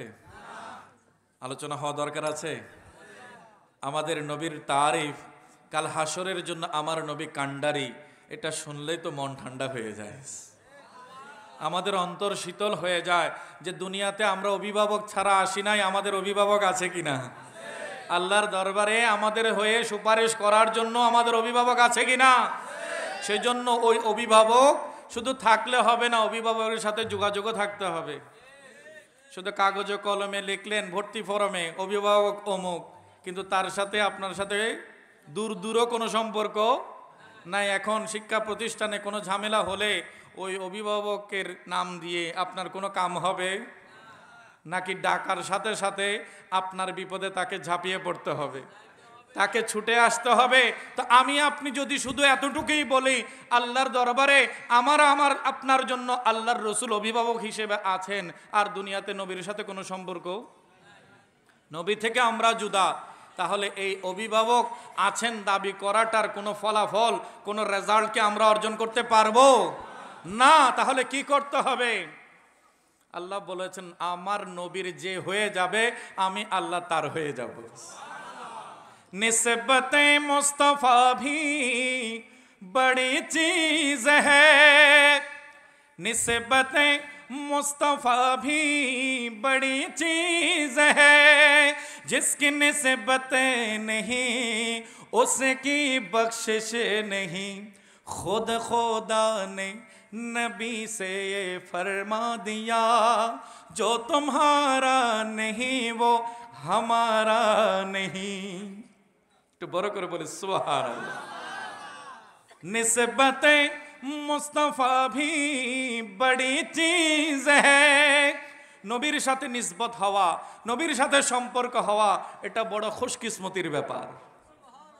जिसकी निस्बत नहीं उसकी बख्शिश नहीं, নবীর সাথে যার সম্পর্ক নাই আল্লাহর দরবারে তার কোনো ক্ষমাও কেন? खुद खुदा ने नबी से फरमा दिया, जो तुम्हारा नहीं वो हमारा नहीं। কারণ স্বয়ং আমার আল্লাহ বলে দিয়েছেন হাবিব যে আপনার হবে না সে আমারও হতে পারবে, যে নবীর হবে না সে আল্লাহরও হতে পারবে না। তাহলে ফর্মুলা কি, সূত্র কি হলো? কেউ যদি আল্লাহ ওয়ালা হতে চায় তাকে আগে, নিজেরা বলতে হবে, তাকে আগে নবীওয়ালা হতে হবে। কেউ যদি আল্লাহ ওয়ালা হতে চায় তাকে আগে নবীওয়ালা হতে হবে। আল্লাহ তাআলা আমাদেরকে নবীওয়ালা হওয়ার তৌফিক দান করুক, আমিন। দেখুন আল্লাহ তাআলা বলছেন ইন্না আ'তাইনাকাল কাউসার, আয় মাহবুব আমি আপনাকে কাউসার দান করেছি। কি দান করেছেন? কাউসার দান করেছেন। তাহলে কাউসারের একটা তাফসীর হচ্ছে হাউজে কাউসার, একটা তাফসীর হচ্ছে কি হাউজে কাউসার। আল্লাহ তাআলা আমার রসুলকে বলছেন আমি আপনাকে কাউসারের মালিক বানিয়ে দিয়েছি, কাউসারের মালিক বানিয়ে দিয়েছি। দেখুন এখানে খেয়াল করবেন, কবে কিয়ামত হবে তখন আমার নবী কাউসারের মালিক হবেন সেটা নয়। আল্লাহ বলছেন কিয়ামত হওয়ার আগে আগে আপনার নামে কাউসার রেজিস্টার করে দিয়েছি। যারা মাদ্রাসা শিক্ষার্থী তারা এখানে জানে শব্দটা আনা হয়েছে পাস্ট টেন্স থেকে, পাস্ট পর্যন্ত অতীতকাল। তো অতীতকালের যখন কোনো শব্দ আসে তখন সেটা ভবিষ্যৎ বুঝায় না, সেটা একটা ফলাফল, একটা রেজাল্ট বুঝায়। আর রেজাল্ট কখনো মিথ্যা হতে পারে না। আমার আল্লাহ বলছেন কিয়ামত হবে ততদিন পর্যন্ত আপনাকে অপেক্ষা করতে হবে না, আমি আগে থেকেই আপনি নবীকে কাউসারের মালিকানা দান করেছি। কাউসার শব্দটা একটা হচ্ছে কাসির। কাসির মানে হচ্ছে বেশি। কাসির মানে কি? বেশি হওয়া, কোনো কিছু বেশি পাওয়া, সেটাকে বলা কাসির। আর সেখান থেকে যখন এটাকে সুপারলেটিভ ডিগ্রি করা হয়, আমাদের সন্তানেরা ডিগ্রি পড়ে না, বিশেষণকে যখন বাড়াতে বাড়াতে বলে ভালো, খুব ভালো, সবচেয়ে ভালো। বাংলা বুঝতেছেন তো? একটা হচ্ছে ভালো, ছেলেটা ভালো ছেলে, আবার বললো ছেলেটা খুব ভালো ছেলে। তাহলে অনুবাদের মধ্যে, কথার মধ্যে গুরুত্ব আগের চেয়ে কমলো নাকি বাড়লো? বাড়লো। এরপরে বলছে এই ছেলেটা সবচেয়ে ভালো, গুরুত্ব আগের চেয়ে কমছে নাকি আরো বেড়ে গেছে? তাহলে বাক্য কয়টা? তিনটাই ভালো বলছে, তিনটাতেই কি বলা হচ্ছে? ভালো। কিন্তু তিন ভালোর মধ্যে পার্থক্য আছে কিনা? আছে। তাহলে বেশি মানে কি? কাসির। সবচেয়ে ভালো সেটাকে বলতে গিয়ে আকসার। এরপরে আল্লাহ বলছেন কাউসার। একটু বড় করে বলুন সুবহান। বলছে ভালোর কাসির, ভালো খায়ের, এটাকে কাসির বলে, বেশি। এরপর আকসার, তার চেয়েও বেশি বলে। এই তার চেয়ে বেশিটা বেশি হতে হতে হতে হতে হতে হতে যখন সব শেষ সীমায় পৌঁছে যায়, তখন সেটার নাম কাউসার হয়ে যায়। যখন ভালোটা গিয়ে একেবারে সব সীমা শেষ হয়ে যায়, এরপরে আর কোনো ভালো, এরপরে আর কোনো ভালো কল্পনা করা যায় না, সেটাকে আরবিতে কি বলে? কাউসার বলে। তখন আল্লাহ বলছেন, হাবিব, আমার সৃষ্টির মধ্যে যত ভালো হতে পারে, আমার সৃষ্টির মধ্যে যত কল্যাণ হতে পারে, যত ভালো হতে পারে, আমি সমস্ত ভালোর শেষ সীমায় আপনি নবীকে পৌঁছিয়ে দিয়েছি। দেখেন, এখনো এক আয়াত থেকে সরতে পারি নাই। আমি যদি এখানে একটা একটা শব্দ নিয়ে তাফসীর করি, যতটুকু আল্লাহ আমাকে জানার সুযোগ দিয়েছেন, কালকের ফজরের নামাজ হয়ে যাবে।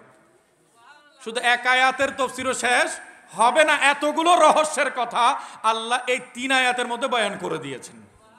একটু বড় আওয়াজে বলি সুবহানাল্লাহ। কার কিতাব? কোরআন কার কিতাব? তা আমরা কোরআনের ছাত্র হতে রাজি আছে কিনা? আল্লাহ তাআলা আমাদেরকে কবুল করুক, আমিন। দেখুন, আমার আল্লাহ বলছেন, ইন্না আ'তাইনাকাল কাউসার, আয় মাহবুব, আমি আপনাকে কাউসারের মালিকানা দান করেছি। আরবি মাদ্রাসা পড়ুয়া শিক্ষার্থীরা জানায়, এখানে শুধু আতা বলেননি, আতা বলেছেন। শব্দটা কি? আতা, আ'তাইনাকা। আতা যখন বলে, তখন আল্লাহ ওই বিষয়টাকে ওনাকে মালিকানা সত্য সহ দিয়ে দেন। তো যিনি কোনো বিষয়ের মালিক হয়ে যান, তিনি যাকে ইচ্ছা তা দিতে পারেন কিনা? কথা বলেন, দিতে পারে কিনা?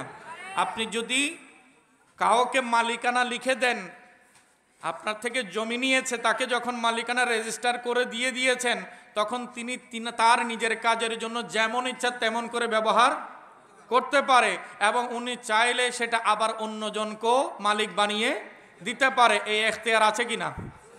এই সুযোগটা ওই মালিকানা সত্ত্বের ভেতরে আছে কিনা? আছে। তো আল্লাহ বলছেন, হাবিব, আমার যত নিয়ামত আছে, আমার যত কল্যাণ আছে, আমার যত খায়ের আছে, সবগুলোর মালিকানা আমি আপনি নবীকে দিয়ে দিয়েছি। তো নবীকে যখন আল্লাহ মালিক বানিয়ে দিয়েছেন, আমার নবী যাকে ইচ্ছা তা দিতে, মালিক বানিয়েছেন কে? মূল মালিক কে? সবাই বলেন, মূল মালিক কে? আল্লাহ। এবার রসুলকে আল্লাহ মালিকানা দিয়েছেন, রসুলকে আল্লাহ মালিক বানিয়ে দিয়েছেন। এখন আমার রসুল কি করছেন? সহিহ বুখারীর হাদিসে পাক আমার রসুল বলছেন, ওয়াল্লাহু ইউতি, আল্লাহ আমাকে মালিক বানিয়েছেন, ওয়া আনা কাসিমুন, আর আমার উম্মতের যার যেটার প্রয়োজন হয় আমি রসুল সেটা বন্টন করতে থাকি। মালিক কে? মালিকানা দিয়েছেন কাকে? রসুলকে। আর রসুল বলছেন, আমি উম্মতের মাঝে সেটা বন্টন করতে আছি। একটু বড় করে বলুন সুবহানাল্লাহ। সূরা কাউসার যদি বুঝে আসে, আমাদের আকীদা ক্লিয়ার হয়ে যাবে। অনেকে আবার রাসূল করিম সাল্লাল্লাহু আলাইহি ওয়াসাল্লাম কোনো কিছু দিতে পারে না, এরকম করে ওয়াজ করে কিনা? বলে রসুল কারো জন্য ভালো খারাপের কোনো কল্যাণ করতে পারে না, রসুল কাউকে কোনো কিছু দিতে পারে না, রসুলের কাছে কোনো কিছু চাওয়া যাবে না, এরকম বলে বলে ফতোয়াবাজি করে এমন কিছু মানুষ আছে কিনা? আমরা বলি, তোমরা তো সূরা কাউসারও বুঝো না, সূরা কাউসারের মধ্যে আল্লাহ বলছেন আমি রসুলকে মালিক বানিয়ে দিয়েছি। তো মালিকানা যার হাতে থাকবে উনি আরেকজনকে চাইলে দিতে পারবেন না? কথা বলেন না, পারেন কি না? তো আল্লাহ বলছেন হাবিব আপনি দিতে পারেন, আমি আপনি বলছি উনি দিতে পারেন না। আল্লাহ বলছেন আপনি দিতে পারবেন, মালিকানা দিয়ে দিয়েছি, আপনি দিতে পারবেন। এখন আপনার আমার সামনে বসে আরেকজন মৌলবী বলছে রসুল দিতে পারে না। এখন আল্লাহর হুকুমের পক্ষে গেলেন নাকি বিপক্ষে গেলেন? কথা বলেন। ইনাদের তফসির শোনা হারাম। যারা কোরআনের ভুল ব্যাখ্যা করে, যারা কোরআনের অপব্যাখ্যা করে, এদের তফসির শোনা কি হারাম। আপনাদের জন্য বড় সুযোগ হয়েছে। মাওলানা সাইফুলও আছেন, আপনাদের সন্তানেরা আছেন, আপনারা উপযুক্ত ওলামায়ে কেরামকে এনে কোরআন সুন্নাহর বয়ান শুনবেন। যাদের কাছে গেলে আপনারা সত্যটা পাবেন, যাদের কাছে গেলে যাদের বয়ানের মধ্যে আপনারা নির্ভরযোগ্য কথা পাবেন, যাদের কথার সাথে বাস্তবতার সাথে মিল আছে, সঠিক তফসির বিশুদ্ধ তফসির যারা করেন ওনারাই একমাত্র কোরআনের তফসির করতে পারেন। বাকি অন্য যারা কোরআনের বিরুদ্ধে কথা বলবে, কোরআনের তথ্যকে নিজের মন গড়া বিকৃত করে দেবে, ইনাদের কাছ থেকে আমরা কোরআনের এলম হাসিল করতে পারবো না। আল্লাহ তাআলা আমাদেরকে সতর্ক থাকার তৌফিক দান করুক, আমিন। সালাতুন ইয়া রাসূল।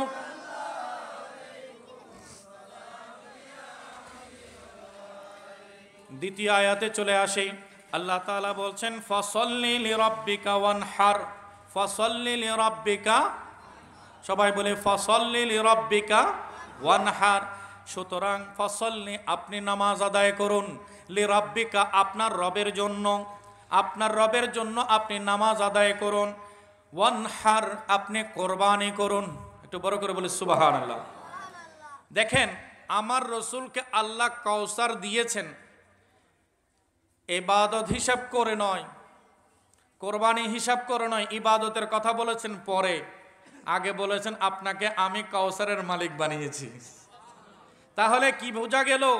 বলছি যে রসুলকে আল্লাহ এত বেশি সম্মান দিয়েছেন রসুলকে ভালোবেসে। রসুলকে কি করে? ভালোবেসে। রসুলের প্রতি আল্লাহর যে মাহবুবিয়ত, যে ভালোবাসা, ওই ভালোবাসার প্রকাশটা আল্লাহ করেছেন হাবিব আমি আপনাকে খায়রে কাসির, অধিক পরিমাণে কল্যাণের মালিকানা দান করেছি। আমি আপনি রসুলের কি তারিফ করব, যেখানে আল্লাহ বলছেন সব ভালো আমার রসুলের হাতে। সব ভালো কার কাছে? রসুলের কাছে। তো আরশের মালিক যেখানে এত তারিফ করেছেন, আমি আপনি কি বা তারিফ করতে পারি? একটু বড় আওয়াজ বলবো না সুবহানাল্লাহ। फर्श वाले तेरी शौकत का उल्व क्या जाने, फर्श वाले तेरी शौकत का उल्व क्या जाने, खुसरवा अर्श पे उड़ता है फरेरा तेरा। बड़ा করে বলে সুবহানাল্লাহ। আলা হযরত আজিমুল বরকত ইমাম শাহ আহমদ রাজা খান ফাজলে বেরলভী রাদিয়াল্লাহু তাআলা আনহু বলছেন फर्श वाले तेरी शौकत का उल्व क्या जाने, फर्श वाले এই জমিনবাসীরা আপনার শান ও মর্যাদার উচ্চতা সম্পর্কে কি আন্দাজ করতে পারবে, কি অনুমান করতে পারবে, তারা কি বা অনুভব করতে পারবে? আপনি তো সে রসুল যার বিজয়ের ঢঙ্কা, যার বিজয়ের পতাকা আল্লাহ আরশ আজিমের মধ্যে উড়িয়ে দিয়েছেন। গত মাসে আমার নবী কোথায় গেছেন? রজব মাসে আমার রসুল কোথায় গেছেন? মেরাজে। আরশের উপরে উঠেছেন কিনা? আরশের উপরে আমার প্যারা রসুল আরোহণ করেছেন। তো বলছে জমিনবাসী আপনি রসুলের শান নিয়ে, মর্যাদা নিয়ে কি আলোচনা করবে? সব কিছু আপনার কদমের নিচে,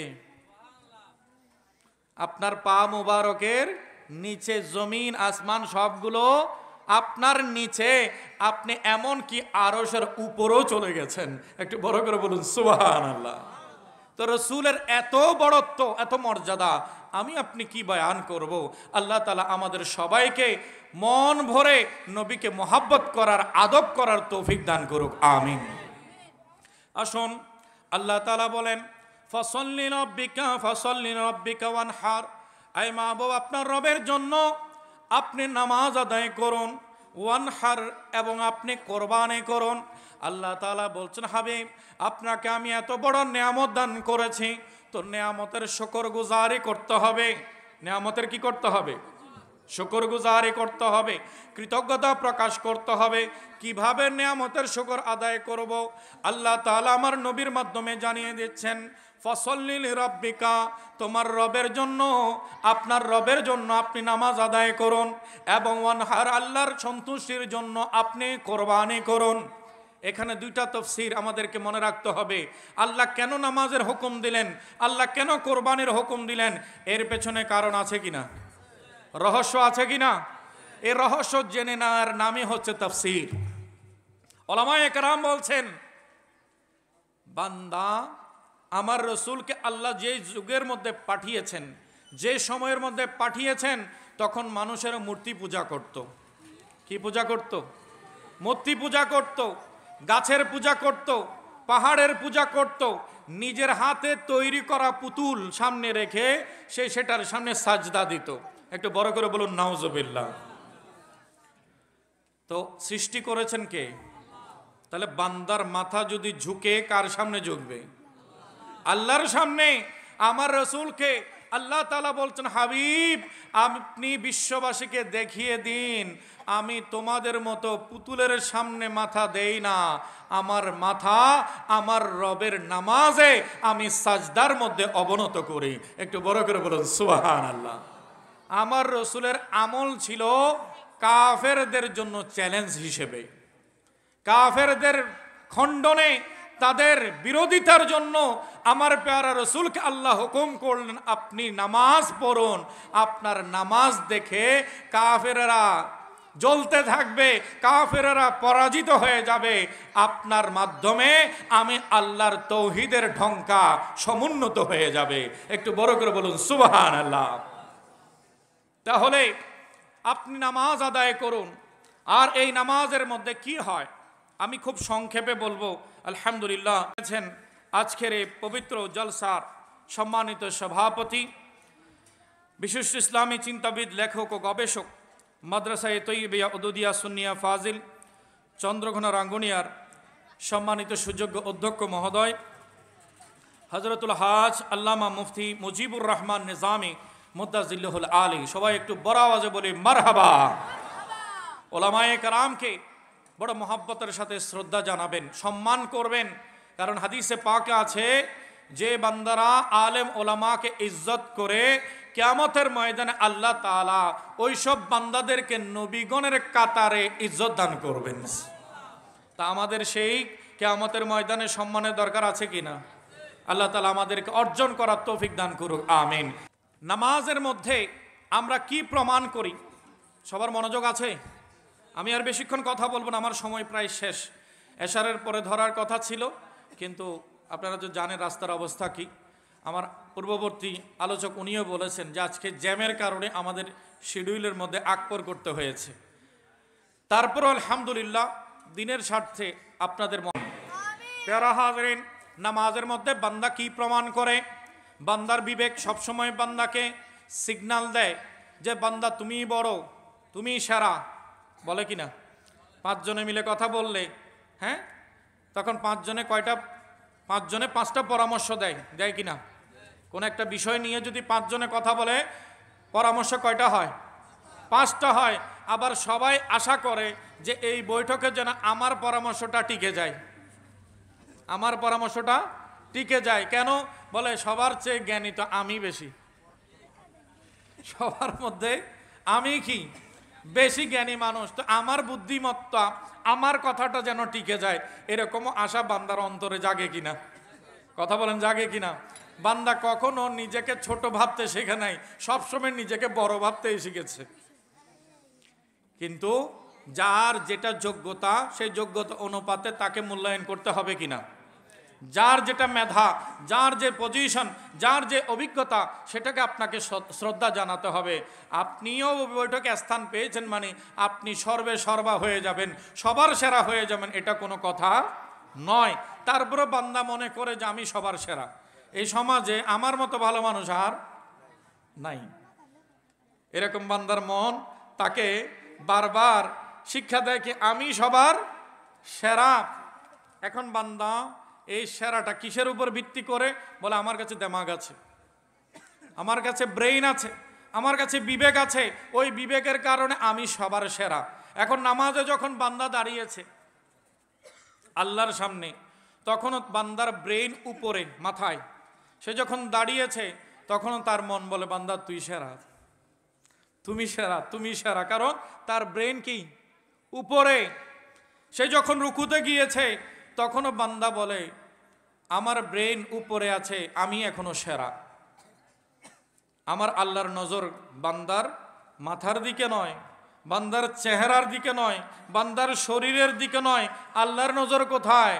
আমার প্যারা রসুলের হাদিসে পাক তিরমিজি শরীফে এসেছে, ক্বালা রাসূলুল্লাহি সাল্লাল্লাহু আলাইহি ওয়াসাল্লাম ইন্নাল্লাহা লা ইয়ানজুরু ইলা সুওয়ারিকুম লা ইয়ানজুরু ইলা সুওয়ারিকুম ওয়া ইলা আজসাদিকুম, নিশ্চয় আল্লাহ সুবহানাহু ওয়া তাআলা তোমরা বান্দাদের চেহারার দিকেও তাকান না, তোমাদের শরীরের দিকেও তাকান না। তো আল্লাহ কোথায় নজর করেন?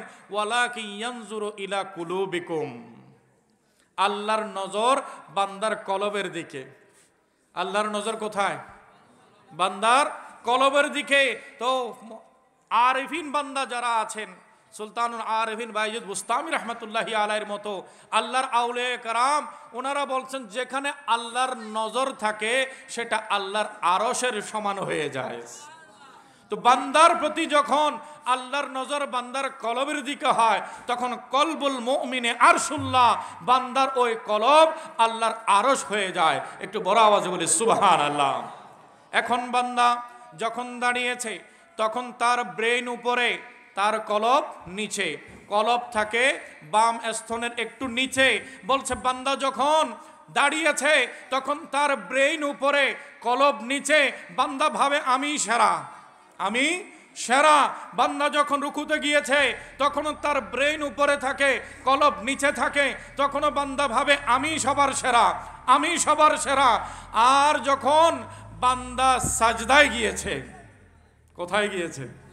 সাজদায় গিয়েছে, তখন বান্দার ব্রেইন, বান্দার বিবেক, বান্দার মাথা নিচে চলে গেছে, আল্লাহর আরশ উপরে উঠে গেছে। ওই নামাজে বান্দা প্রমাণ করে আই বারি তাআলা, আমার ইজ্জত, আমার সম্মান, আমার বিবেক বুদ্ধি, আমার মর্যাদা সব কিছু মাটিতে লুটিয়ে দিয়েছি।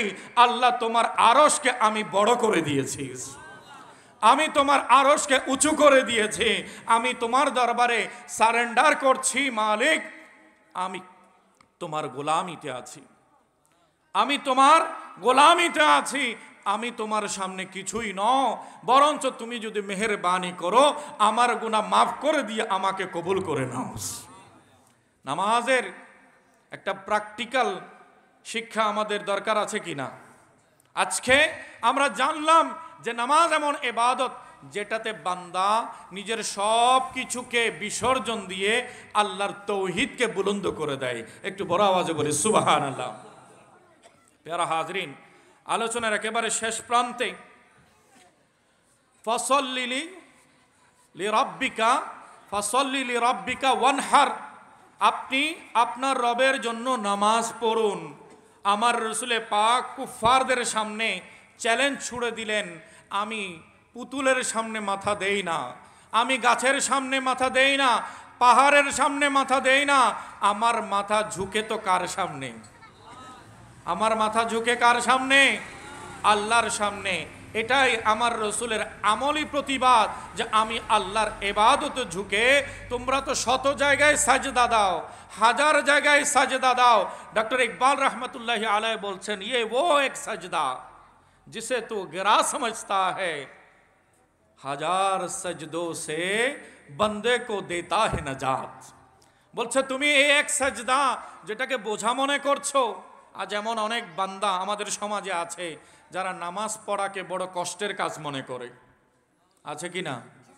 নামাজ পড়াকে কষ্টের কাজ মনে করে, নামাজে যাওয়াটাকে, জামাতে শরীক হওয়াটাকে কষ্টের কাজ মনে করে, নামাজে যাওয়াটাকে বোঝা মনে করে, এমন কিছু বান্দা আছে কি না? আছে। কিন্তু যারা প্রকৃতপক্ষে নামাজে, তাদের জীবন আর যারা বেনামাজি তাদের জীবন একটু মিলিয়ে দেখুন। নামাজেই 24 ঘন্টা শান্তির মধ্যে আছে, মনের শান্তি, আমার রবের জিকিরের মধ্যে আছি, আমার ঘুমটা বড় আরামের সাথে হয়।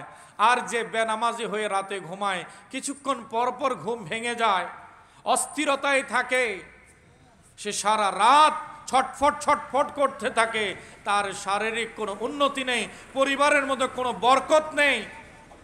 মানুষের দিকে আঙ্গুল তুলে হয়তো আমার পরিবারের প্রতি কেউ বোধহয় জাদু করেছে, টোনা করেছে।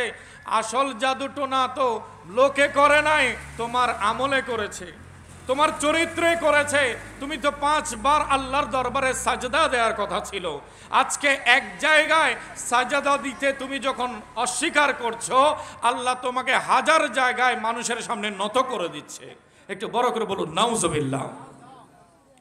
কখনো বসের সামনে, কখনো অমুকের সামনে, কখনো তমুকের সামনে বান্দা মাথা ঝুঁকিয়ে ঝুঁকিয়ে দাঁড়িয়ে থাকে, লজ্জায় মাথা নিচু করে থাকে। বলছে ये वो एक सजदा जिसे तू गिरा समझता है, যেটাকে তুমি বোঝা মনে করছো। এই একটা সাজদা দিতে যদি তুমি বান্দার রাজি হয়ে যেতে, তাহলে 1000 সাজদা থেকে এই এক সাজদা তোমাকে মুক্তি দান করত। একটু বড় আওয়াজে বলতে হবে সুবহানাল্লাহ। প্যারা হাজিরিন, সর্বশেষ ওয়ানহার বলা হয়েছে, আপনি কোরবানি করুন। আপনারা জানেন জাহিলি যুগের লোকেরা বুতের সামনে, মূর্তির সামনে পশু জবাই করত, বলি দিত। কি দিত? বলি দিত। তারা তাদের মূর্তিগুলোর নাম নিয়ে বলি দিত, পশুর জবাই করত, পশুকে, পশুর গলায় ছুরি চালিয়ে দিত, এক কোপে তার শরীর থেকে মাথা আলাদা করে দিত। কিন্তু আমার প্যারা রসুলকে আল্লাহ বলেছেন, হাবিব আপনি আমার নাম নিয়ে কোরবানি করুন। একদিকে কোরবানি ওয়াজিব হওয়ার হুকুমও বয়ান করেছেন আল্লাহ, পাশাপাশি কাফেরদের আমলের একটা বিকল্প দিয়েছেন। কাফেরও জবাই করে মূর্তির নামে, আর মুসলমান জবাই করে কার নামে? একটু কথা বলেন, কার নামে? বিসমিল্লাহি আল্লাহু আকবার বড় আওয়াজে বলে আমরা ছুরি চালিয়ে দেই। এটা কি? বলে যে আমরা মূর্তির নামে জবাই করি না। কার নামে জবাই করি? আল্লাহর নামে। সেই জন্য আল্লাহর নামে জবাই, কোরবানি, এটাকে গুরুত্ব দিতে হবে। এবং মনে রাখবেন, অনেকে আবার কোরবানির টাকা বলে যে আমি কোরবানি দেব না, এটা গরিবকে দান করে দেব। একটু বড় করে বলেন নাউজুবিল্লাহ। কেউ কেউ কোরবানিটাকে অবহেলা করে বলে যে আমি কোরবানি করব না, কোরবানির টাকা রোহিঙ্গা ক্যাম্পে দিয়ে দেব, কোরবানির টাকা গরিবের বিয়েতে দিয়ে দেব। এরকম করে করে কেউ কেউ ইমোশনাল কথা বলে বেড়ায় কিনা? বেড়ায়। মনে রাখবেন, এদেরকে সুযোগ দেবেন না। কোরবানি করার হুকুম দিয়েছেন কে? কোরবানি করার হুকুম দিয়েছেন কে? তো আল্লাহ সুবহান ওয়া তাআলা যে হুকুম দিয়েছেন, সে হুকুমে রদবদল করার বান্দার কোনো অধিকার। একটু পাশে যান, একটু পাশে যান। আল্লাহর হুকুমকে রদবদল করার কারো অধিকার। আমার সাথে একটু কথা বলবেন, আমি আর কয়েক মিনিটের মধ্যে রেখে চলে যাচ্ছি। যেহেতু দুজন বুজুর্গ আলেম বসেছেন, ওনারা আলোচনা করবেন, ওনাদের আলোচনা আপনারা শুনবেন। ওয়ানহার বলে আপনি কোরবানি করুন হুকুম দিয়েছেন কে? আল্লাহ। তাহলে এখানে আমি বললাম যে আমি কোরবানি না করে টাকাটা গরিবকে দিয়ে দেব, এই অধিকার কি আমার আছে? আপনার আছে? কারণ কোরবানি করার হুকুম দিয়েছেন কে? তো সেখানে যদি রদবদল আনেন, সেটাও কে আনবেন? সেখানে আমি আপনি রদবদল করার কোনো অধিকার। তো যারা বলবে যে আমি কোরবানি করব না, তারা আল্লাহর হুকুমের বিরোধিতা করবে। আর আল্লাহর হুকুমের বিরোধিতা করে কেউ কখনো মুমিন মুসলমান দাবি করতে পারবে না। আমাদের সতর্ক থাকতে হবে। আর কোরবানি কেন করা হয়? কাফেরের বিরোধিতা করার জন্য। কাফেরের কি করার জন্য? বিরোধিতা করার জন্য। কাফের মূর্তির নামে জবাই করে, আর আমরা কার নামে? আল্লাহর নামে। তাই আল্লাহর নামকে বুলন্দ করার জন্য আল্লাহর নিয়ামত কোরবানির পশুগুলো আমরা জবাই করছি, আমরা সেটা ভক্ষণ করছি, আমরা খাচ্ছি। আল্লাহর কাছে গোশতও যায় না, চামড়াও যায় না, রক্তও যায় না, কিছুই আল্লাহর কাছে পৌঁছায় না। আল্লাহর কাছে কি পৌঁছায়? আমাদের তাকওয়া। আমরা আল্লাহকে মেনে কতটুকু ভালোবেসে এই ইবাদতটা করেছি সেটাই আল্লাহর কাছে পৌঁছায়। আমার রাসূল বলছেন, কোরবানি করার পর তোমাদের কোরবানির পশুর গলায় ছুরি চালালে সেখান থেকে রক্তের ফোঁটা জমিনে পড়ার আগে আগে তোমাদের কোরবানি আল্লাহর দরবারে কবুল হয়ে যায়। কয়েক সেকেন্ডের মধ্যে রক্ত জমিনে স্পর্শ করে, আর রবের দরবারে এর আগে আমাদের কোরবানি পৌঁছে যায়। একটু বড় করে বলুন সুবহানাল্লাহ। সর্বশেষ আয়াত আল্লাহ তাআলা বলছেন, ইন্না শানিআকা হুয়াল আবতার, যে নিশ্চয় আপনার শত্রু, আপনার দুশমন সেই কল্যাণ থেকে বঞ্চিত। সংক্ষেপে একটু বলি, নবী করিম সাল্লাল্লাহু আলাইহি ওয়াসাল্লামার সন্তান হযরতে ইব্রাহিম রাদিয়াল্লাহু তাআলা আনহু, উনি যখন ইন্তেকাল করলেন, ওনার ইন্তেকালের পর আস বিন ওয়াইল শাকি নামে এক ব্যক্তি আমার নবী মুস্তাফার নামে বিরোধিতা করলো, নবীর শানে মানহানি করে শব্দ উচ্চারণ করেছে। একটু বড় করে বলুন নাউজুবিল্লাহ। নবীর শানে খারাপ মন্তব্য করলো যে মুহাম্মদ ইবনে আব্দুল্লাহর কোনো ছেলে তো বাঁচে না, সে ইন্তেকাল করে গেলে তার নাম ধরে রাখার জন্য আর কোনো আওলাদ ফরজন্দ নাই, এটা বলে আমার নবীর শানে বেয়াদবিমূলক কথা বলেছে। একটু বড় করে বলুন নাউজুবিল্লাহ। আল্লাহ তাআলা বলছেন, তারা কি মনে করেছে আপনি কি আওলাদ সন্তান সন্ততির দিকে মুহতাজ? আপনার জিকিরের জন্য আমি কি আপনাকে আপনার সন্তান সন্ততির দিকে মুহতাজ বানিয়েছি? নয় হাবিব, পৃথিবী যতদিন আছে, আমার খোদাইর যতদিন জিকির আছে, ততদিনের জন্য আমি আল্লাহ আপনি নবীর জিকিরকে বুলন্দ করে দিয়েছি। আল্লাহ তাআলা ইরশাদ করেছেন, বিসমিল্লাহির রহমানির রহিম, ওয়া রাফা'না লাকা যিকরাক, যে হাবিব আপনার খাতিরে আমি আপনার জিকিরকে বুলন্দ করে দিয়েছি। আমার রাসূলের আওলাদ ফরজন্দ না থাকলে রসুলের জিকির থাকবে না, রসুলের আলোচনা থাকবে না, তা হতে পারে? যে কোনো মুসলমান যখনই কলেমা পড়ছে, আল্লাহর নামের পাশে নবীর নাম আছে কিনা?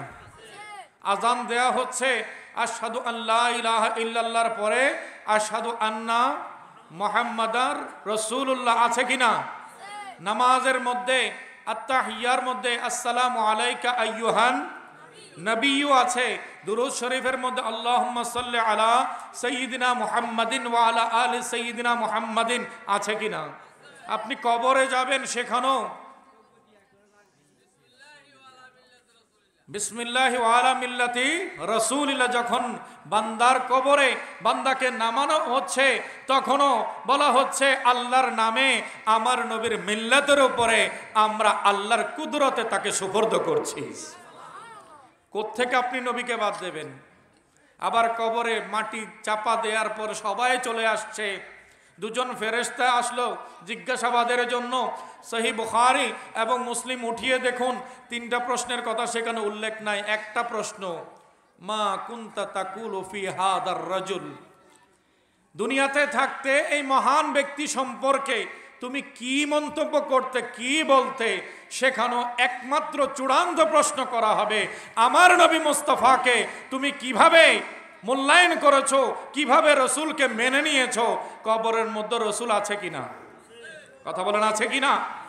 তাহলে নবী মুস্তাফার জিকির কেউ যদি বন্ধ করতে চায়, পারবে? আল্লাহ বলছেন, আপনার বংশধারার প্রয়োজন নাই, আপনার আওলাদ ফরজন্দের প্রয়োজন নাই। আমি আল্লাহ আপনি রসুলকে কারো দিকে মুহতাজ বানাই নাই, আপনার জিকিরকে আমি আল্লাহ বুলন্দ করে দিয়েছি। এখানে আরেকটা জিনিস, নবী মুস্তাফা সাল্লাল্লাহু আলাইহি ওয়াসাল্লামকে আল্লাহ তাআলা জানিয়ে দিয়েছেন, হাবিব, আপনার শানে কেউ যদি বেয়াদবি করে তার প্রতিবাদ আপনাকে করতে হবে না। আপনি মাহবুবের শানে যদি কেউ বেয়াদবি করে সেটার প্রতিবাদ স্বয়ং আমি আল্লাহ নিজেই করব। রসুলের শানে বেয়াদবি করেছে আজ বিন ওয়াইল শাকি, আর তার ব্যাপারে খুদ আল্লাহ এই সূরা কাউসার নাজিল করে দিয়ে বলছেন, হাবিব, আপনার চোখে অশ্রু আসবে না, আপনি ব্যথিত হবেন না, আমি আল্লাহ আপনাকে খায়রে কাসির কাউসার দান করেছি। আর আমি বলে দিচ্ছি, আপনাকে আমি এমন এক মর্যাদা দান করেছি যে আপনার যারা তিরস্কার করতে আসছে আমি আল্লাহ তাদেরকেই বঞ্চিত করেছে খায়ের থেকে। ইন্না শানিয়াকা হুয়াল আবতার, আপনার দুশ্মন, আপনার শত্রুকে আমি আল্লাহ নেয়ামত থেকে মাহরুম করেছি আর আপনাকে নেয়ামতের খনি দান করেছি। একটু বড় করে বলুন সুবহানাল্লাহ। দেখুন, রাসূল করিম সাল্লাল্লাহু আলাইহি ওয়াসাল্লামকে সমস্ত নেয়ামত রাজি আল্লাহ দান করেছেন। আমরা অতি সংক্ষেপ সময় হলো কোরআনের এই ছোট্ট সূরার গুরুত্বপূর্ণ তাফসীরগুলো শুনেছি। আল্লাহ তাআলা আমাদের জীবনে তা যথাযথভাবে আমল করার তৌফিক দান করুক, আমিন। আমার জন্য দোয়া করবেন, আমি আপনাদের কাছে দোয়া চাই। রব্বুল আলামিন আমাদের আপনাদের সকলের উপস্থিতি হাজিরিকে কবুল করুন, আমিন। ওয়া আখিরু দাওয়ানা আনিল হামদুলিল্লাহি রাব্বিল আলামিন। আসসালামু আলাইকুম ওয়া রাহমাতুল্লাহি ওয়া বারাকাতুহু।